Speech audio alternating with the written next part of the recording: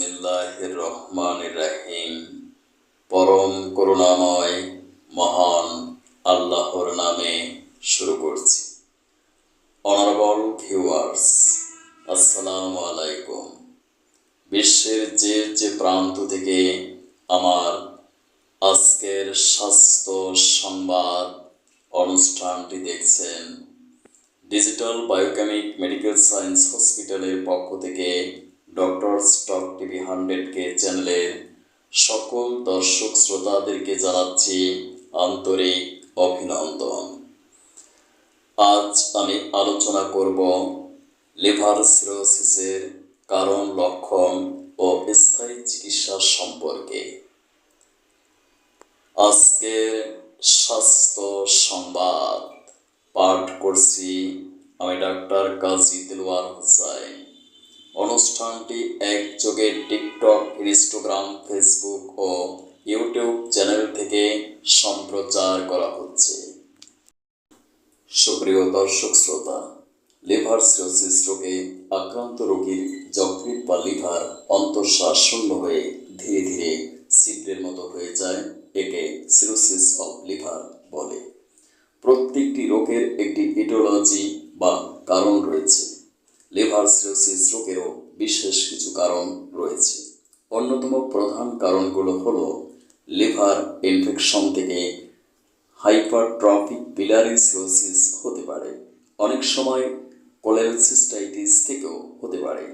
অতিরিক্ত মদ্যপান, অস্বাস্থ্যকর পরিবেশে বসবাস, সিফিলিস, হৃদযন্ত্রের ক্রিয়ার কারণেও লিভার সিরোসিস রোগটি হতে পারে। দীর্ঘদিন হেপাটাইটিস রোগে আক্রান্ত হলেও লিভার সিরোসিস হতে পারে। যে কোনো ভাইরাল হেপাটাইটিস থেকে এটি হওয়ার সম্ভাবনা খুব বেশি। টাইফয়েড, ম্যালেরিয়া, কালাজ্বর ইত্যাদি রোগজনিত কারণেও লিভার সিরোসিস রোগটি হয়। লিভার সিরোসিস রোগের অন্যতম বিশেষ কিছু কারণ রয়েছে, লক্ষণ রয়েছে। লক্ষণগুলোর মধ্যে হলো লিভারে প্রচণ্ড প্রদাহ বা ইনফ্লামেশন, ক্ষত বা আলসার বা ক্যান্সার দেখা দিতে পারে। রোগী ধীরে ধীরে জীর্ণ শীর্ণ, দুর্বল, রক্তহীন হয়ে পড়ে। মুখমণ্ডলে নীল বর্ণের ছোট ছোট শিরা বের হয়। রোগ লক্ষণ বৃদ্ধি পেলে উদরে বা স্কাইটিস, রক্তহীনতা, অ্যানিমিয়া, হেমোরেজ বা রক্তস্রাব এবং মস্তিষ্কের বিকৃতি ঘটতে পারে। যকৃতের আকার ধীরে ধীরে ছোট হয়ে যেতে পারে। লিভারে ব্যথা সাধারণত ডান দিকে, ডান কাঁধে, ডান বুকে এবং ডান পেটে ব্যথা হতে পারে। কোষ্ঠকাঠিন্য বা কনস্টিপেশন, কাদার মতো বা সাদা হলদে রঙের মল, বমি বা ভমিটিং টেন্ডেন্সি এবং পিত্ত, বমি, ক্ষুধা লাগে না, এই লক্ষণগুলো প্রকাশ পায়। অনেক সময় জ্বর হয়, বুকে জ্বালাপোড়া, কখনো কোষ্ঠকাঠিন্য, কখনো উদরা হয়। অনেক সময় গোটা লিভারটি বা লিভারের অংশ বিশেষ শক্ত হয়ে যায় এবং সলিড লাম্পের মতো অনুভূত হয়। লিভারের স্বাভাবিক আকৃতি নষ্ট হয়ে যায়, আকারে ছোট বা বড় হতে পারে। বায়োকেমিক মেডিসিনের মাধ্যমে লিভার ক্যান্সারের স্থায়ী চিকিৎসা সম্ভব, কারণ MBBS কোর্সে বায়োকেমিস্ট্রি এবং DHMS কোর্সে বায়োকেমিক নামক দুটি সাবজেক্ট পড়ানো হয়। অ্যাকর্ডিং টু বায়োকেমিস্ট্রি, আমাদের মানব দেহ গঠিত হয়েছে বিলিয়ন বিলিয়ন সেল বা কোষের সাহায্যে।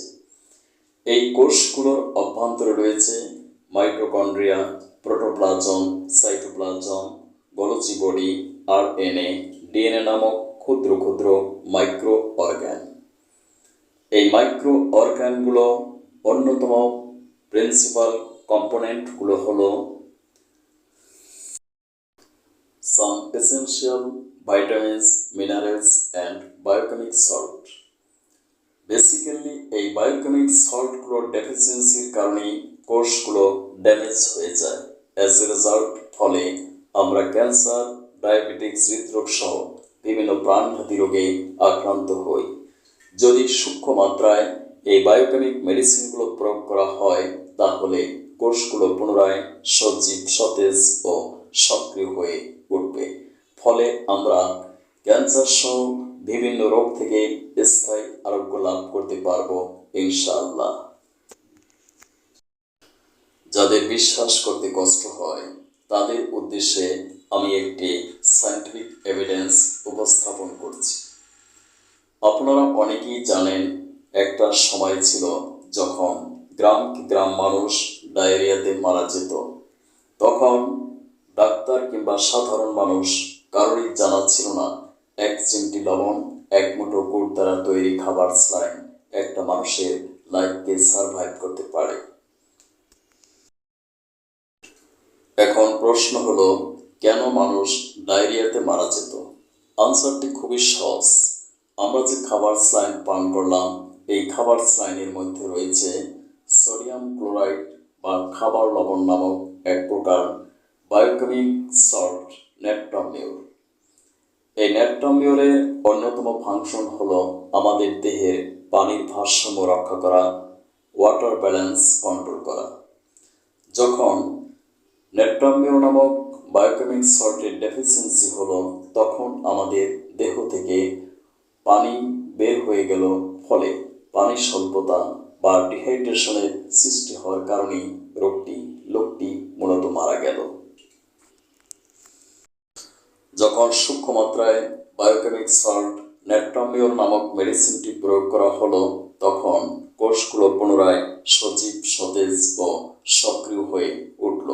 ফলে আমরা ডায়রিয়া থেকে চিরমুক্তি লাভ করতে পারলাম।